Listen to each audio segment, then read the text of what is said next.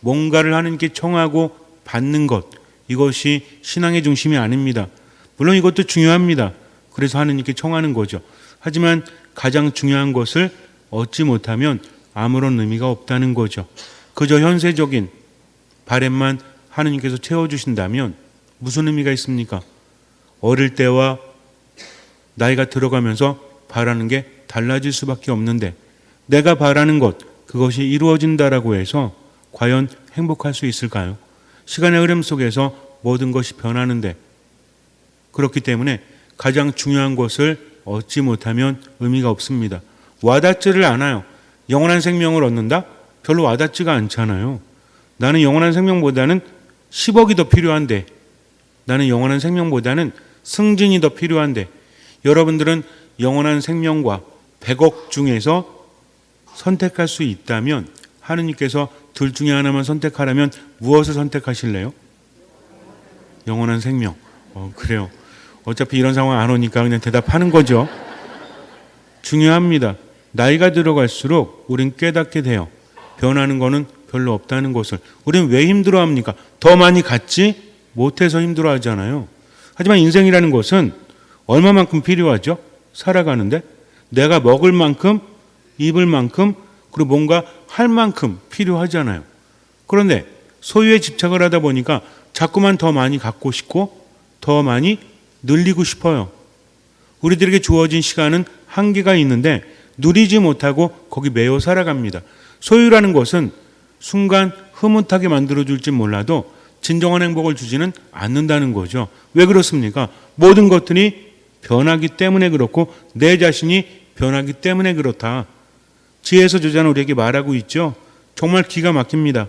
지혜서 9장에 보면 어떠한 인간이 하나님의 뜻을 알 수 있겠습니까? 누가 주님께서 바라시는 것을 헤아릴 수 있겠습니까? 죽어야 할 인간의 생각은 보잘것없고 저희의 속마음은 변덕스럽습니다.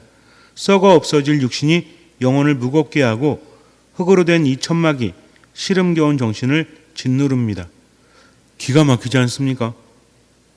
흙으로 된 이 천막이 시름겨운 정신을 짓누릅니다. 눈에 보이는 모든 변하는 것들이 우리를 힘들게 한다는 거죠. 그런데도 그것을 깨닫지 못하고 보이는 것만 추구하면 결국은 모든 것을 잃게 된다는 것을 빨리 깨달아야 돼요. 그래서 내게 주어진 것 중에 가장 소중한 것은 무엇이다? 살아갈 날이라는 거죠. 이 살아갈 날을 어떻게 채울 수 있는가? 내게 주어진 삶을 어떻게 살아가는가? 그냥 허비하면서 살아가는가? 아니면 무엇인가로 채우면서 살아가는가를 분명히 결정해야 됩니다. 삶의 목적이 없다면 삶은 더욱더 흔들릴 수밖에 없기 때문에 흔들리는 것은 당연한 거예요. 그러나 중요한 건 중심을 잃지 말아야 한다는 겁니다. 어딘가로 가고 있습니다. 여러 가지 길이 있죠. 그 길을 가고 있는데 어디로 가는지 모른다면 이거야말로 참으로 난감한 곳이 아니겠습니까? 왼쪽으로 갈 수도 있고 오른쪽으로 갈 수도 있어요. 하지만 목적지에 도착하면 되는데 목적지 자체를 잊고 있다면 이 사람이 가는 의미는 무엇입니까? 여러분들은 왜 돈을 버십니까? 여러분들은 왜 인생을 살아가십니까? 뭔가를 왜 그렇게 열심히 하십니까? 행복을 위해서. 그럼 행복은 언제 느끼는 거죠? 앞으로 5년 후에 돈 많이 벌어서 더 열심히 공부해서 지금 행복하지 않으면 의미가 없다는 거죠. 지금의 이 순간을 내가 어떻게 채워가는가? 그렇다면 지금 나를 행복하게 하는 것은 무엇인가? 소유도 중요합니다. 먹어야 사니까, 입어야 사니까. 그러나 그것이 전부가 아니라는 것을 빨리 깨달아야 된다는 거죠. 내가 변하는 것처럼 세상도 변하고, 그래서 이 변하는 내가 중심을 잡아야 한다는 것을 잊지 말아야 합니다. 다른 사람만 변하는 게 아니라 나도 변하기 때문이죠. 그래서 참으로 중요한 것은 영원한 생명이라는 겁니다. 그냥 머리로서 영원한 생명이 아니라 영원한 생명은 뭐죠? 늙지 않고 죽지 않고 불로장생 진시황제처럼? 이게 영원한 생명입니까? 영원한 생명이 목적이 아니죠. 영원한 생명은 무엇입니까? 하느님과 함께 살아가는 거죠. 하느님은 영원히 살아계신 분, 그분 안에 살면 우린 영원히 살 수밖에 없어요. 그러니까 영원한 생명이라는 것은 죽기 싫다, 늙기 싫다 이게 아니라 하느님과 함께 살아가는 가는 것입니다. 이것을 잃어버리면 아무런 의미가 없다라는 거죠. 그래서 인생을 살아감에 있어서 목적이 무엇인지를 자꾸만 상기시켜야 돼요. 그렇지 않으면 망각하기 때문에. 우리는 왜 하느님 안에 머뭅니까?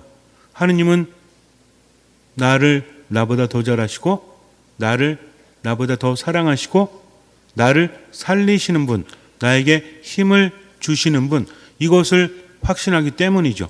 그냥 주일 됐으니까 성당에 왔다가 집에 갔다가 이것을 반복하는 것이 아니라 하느님 없이는 우리는 살아갈 수 없기 때문에 충족시켜준다는 겁니다.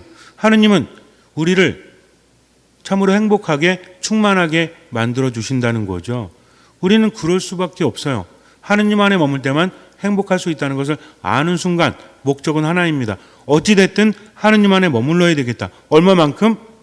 할 수 있는 만큼. 부담스러워하지 마십시오. 하느님은 다른 사람과 비교하지 않습니다. 하느님은 나를 나보다 더 잘하시기 때문에 그래요. 우리는 비교하니까 힘이 떨어지는 거죠. 아니 내가 저 사람보다 더 열심히 살아가지 못하는데, 저 사람보다 더 하느님 안에 머물지 못하는데, 이런 거 필요 없어요. 정말 중요한 것은 지금 이 순간 방향을 어떻게 하는가. 참된 믿음이라는 것은 지나간 것에 대해서도 내려놓을 수 있어야 하는 겁니다. 지금 하느님을 바라보고 판단하지 않고 그분의 뜻대로 살아갈 수 있는 것, 이것이 참된 믿음이라는 거죠.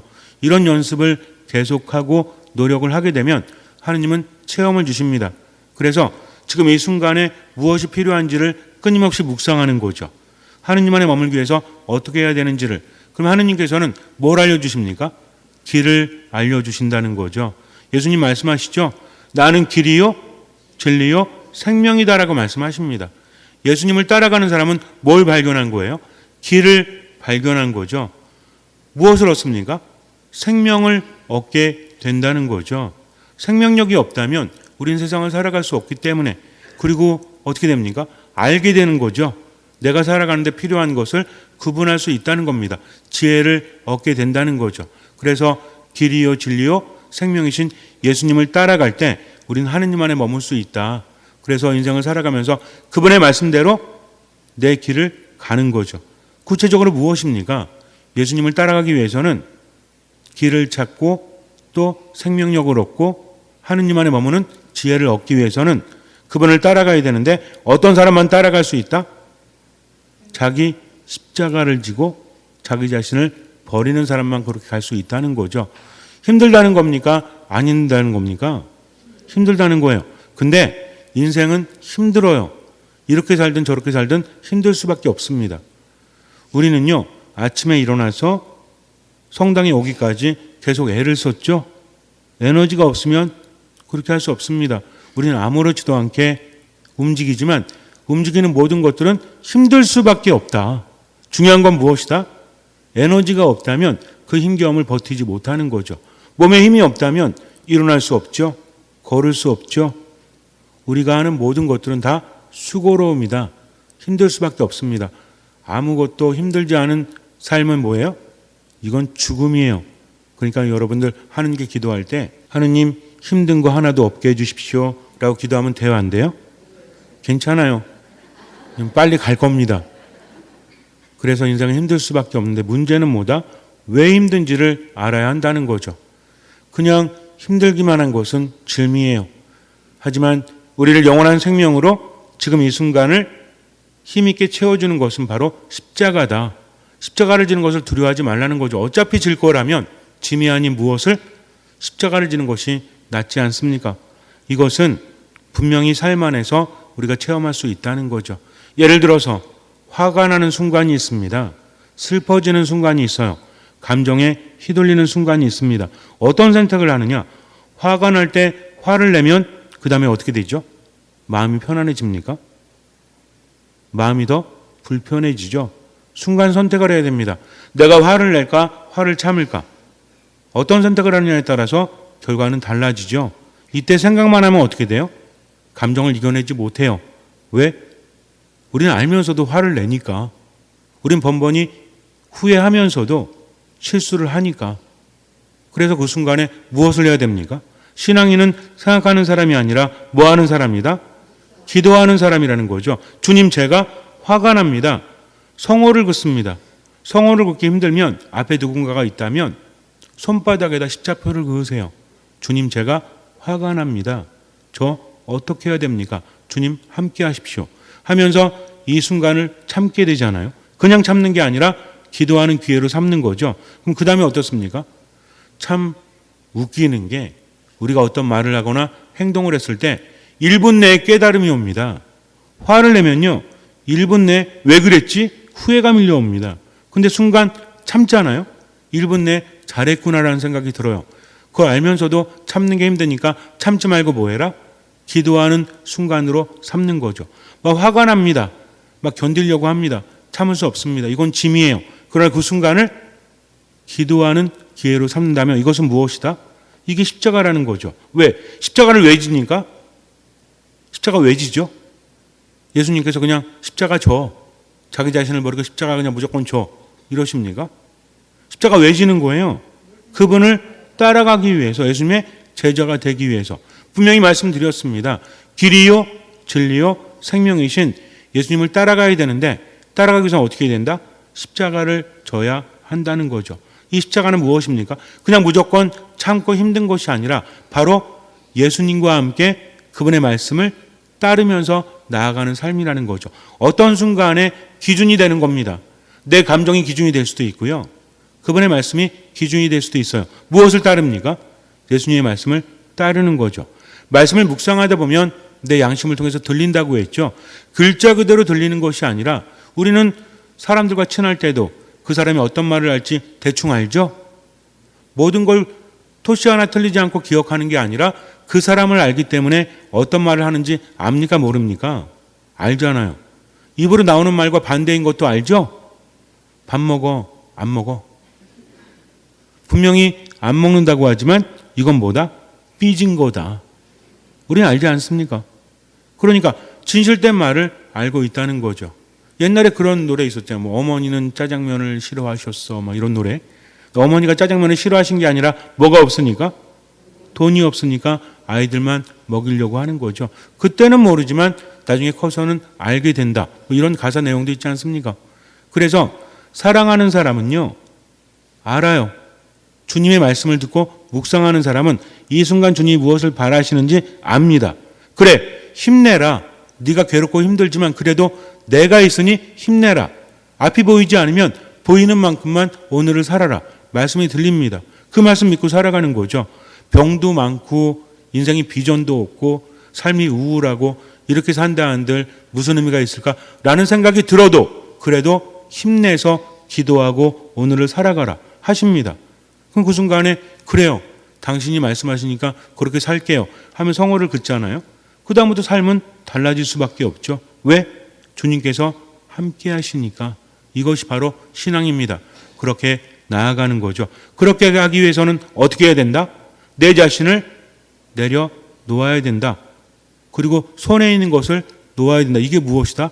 이게 소유를 놓는 겁니다. 무조건 모든 것을 다 버리고 예수님을 따른다? 이건 불가능합니다. 말도 안 되는 거예요. 그런 거 갖고 애쓰지 마세요. 가끔 이런 생각을 할 수도 있어요. 만약에 하느님께서 나타나셔가지고 네 재산을 다 팔아서 가난이들에게 나누어 주어라. 그러면 내가 너한테 복을 주겠다고 하시면 어떻게 하지? 라고 고민하시는 분이 있대요. 고민하지 마세요. 그런 일은 벌어지지 않으니까. 그런 사람이 있었을까요? 없었을까요? 있었을까요? 없었을까요? 있었어요. 실제로 있었습니다. 안토니오 성인이 그랬어요. 안토니오 성인이 돈이 굉장히 많았습니다. 그런데 이 성경 말씀을 묵상하고 나서 가진 것을 다 팔아가지고 가난아이들에게 나눠주고 사막에 가서 온수 생활을 했죠. 수도 생활을 했잖아요. 수도 생활의 시작이다 뭐 이렇게 말하지 않습니까? 그리고 프란치스코 성인도 그랬죠.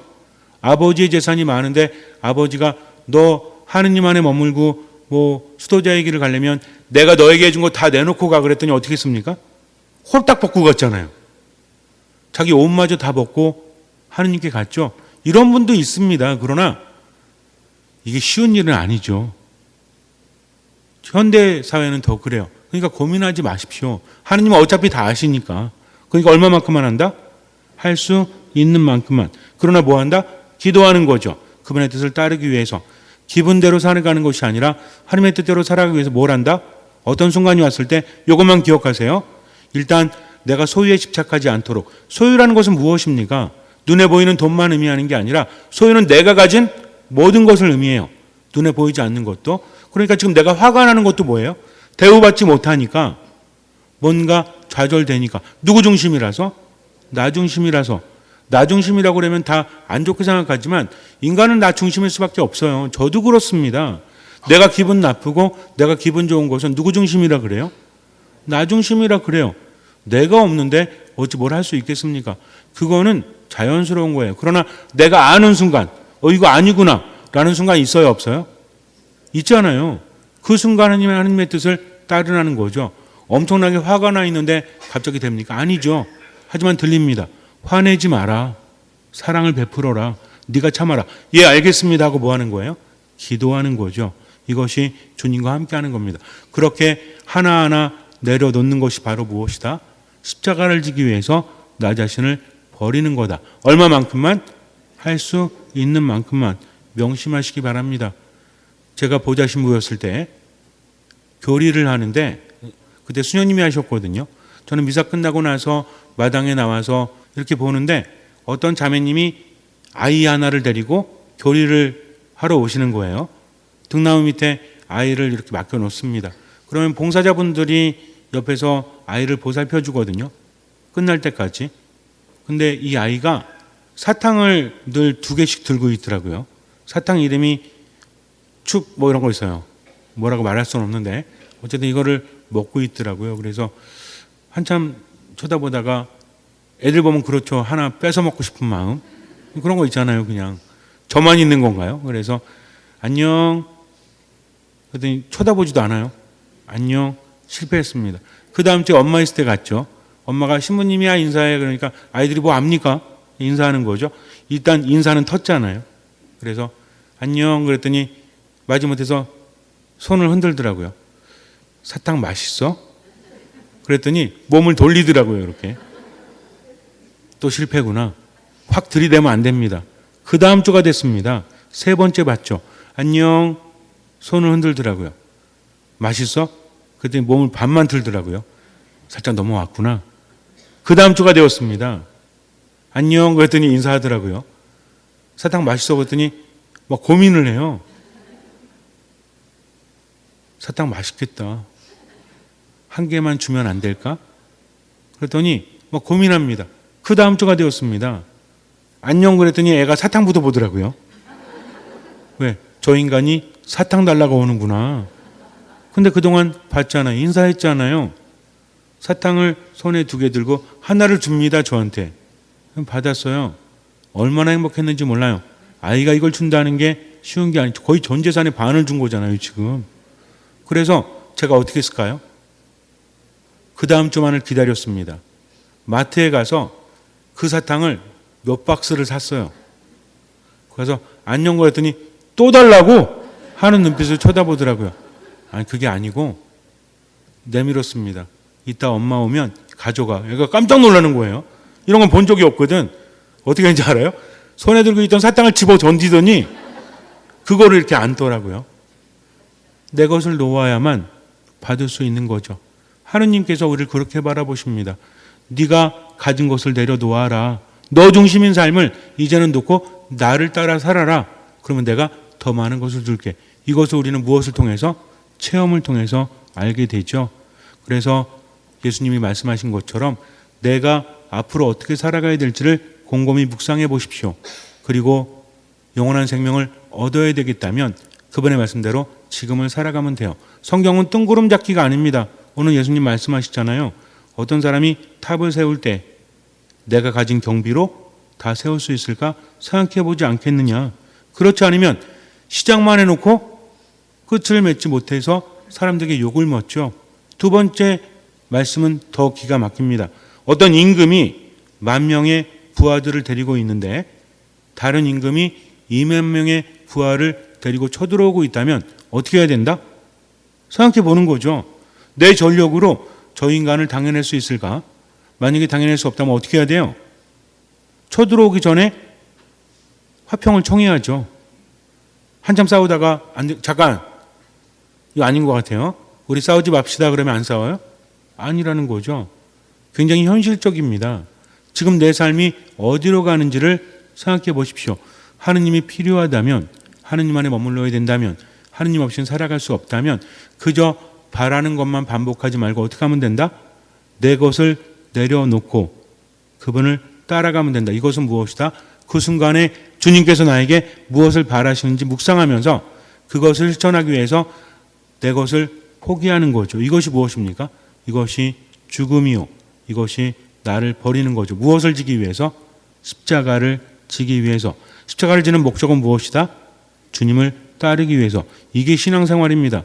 이거 안 되고 막연하게 하면 내가 뭘 하는지도 모르고 지금 하고 있는 겁니다. 그러면 돼요, 안 돼요? 이건 안 되죠. 잠시 눈을 감으세요. 삶이라는 것은 흘러가게 마련입니다. 목적지가 있다라는 거죠. 목적지가 제대로 방향 설정이 된 사람은 지금도 행복할 수 있죠. 힘들어도 견뎌낼 수 있습니다. 신앙은 하느님께 가는 거죠. 하느님과 함께.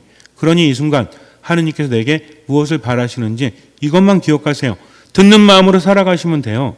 때로는 그 말씀이 부담스러워도 하느님의 말씀이기 때문에 실천하는 겁니다. 이것이 자기를 버리고 자기를 죽이고 자기 소유를 내려놓는 거죠. 할 수 있는 만큼 주님의 뜻대로 지금을 살아가십시오. 나머지는 맡기십시오. 미사 말씀 기도 안에 듣는 마음으로 머무십시오. 하느님을 체험하는 순간 나는 성장합니다. 믿음은 더 깊어지고 더 큰 기적이 일어납니다. 그러니 하느님과 함께 듣는 마음으로 지금을 살아가십시오. 내려놓을 수 있는 만큼 내려놓고 그분의 뜻을 실천하십시오. 나머지는 맡기십시오. 주님께서는 그 믿음을 보시고 우리 삶에 놀라운 기적을 일으켜 주실 것입니다. 아멘.